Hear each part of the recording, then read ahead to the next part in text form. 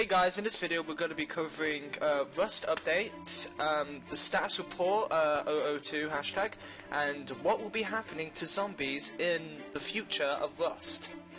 Well guys, I was in the middle of editing a video explaining all the previous patches, but today a new patch has just came out and I want to pop out a quick video about it as fast as I possibly can. So in this video I'm going to be going over all the new changes they have recently made today, 6th of February 2014.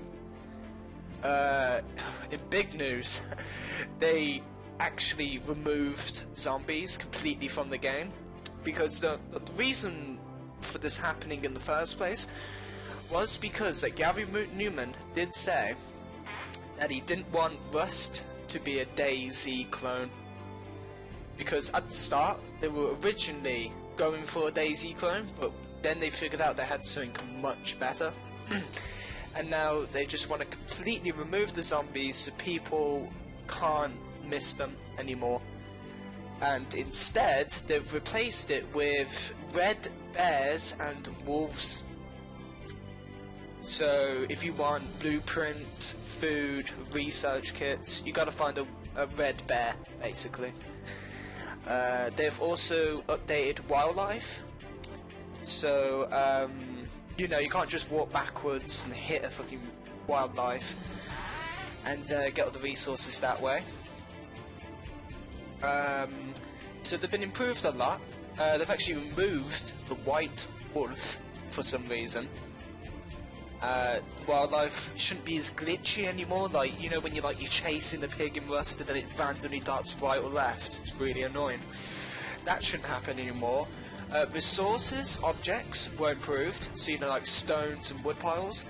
They've all got added new models, texture, so basically the texture is changed dependent on what they have more of.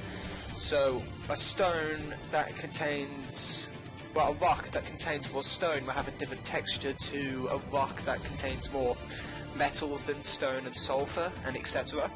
The other changes to the patch also includes when you die, your backpack is locked from, only you can access your backpack, and everyone else has to wait a certain amount of time. Depending on the server, they can change the settings, unless you have a lockpick tool. Now the good thing about this is it's actually in your default, it's default blueprint, so you can make it straight away, as long as you got the resources, that is. So basically what I think it's trying to promote is, you know, if you're gonna kill a guy, you can't just run over, grab all his stuff, run back in, you know, say if you're outside your base.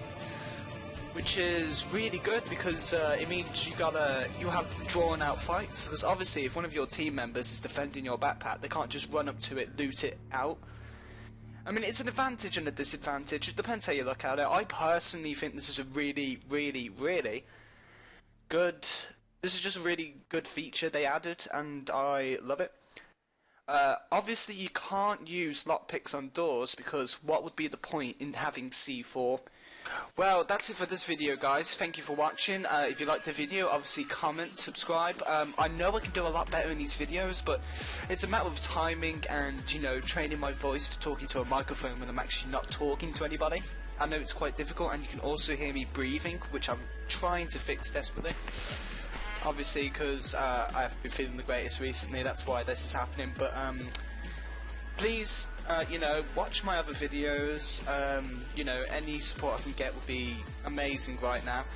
And thank you guys for watching, and I'll see you in the next video.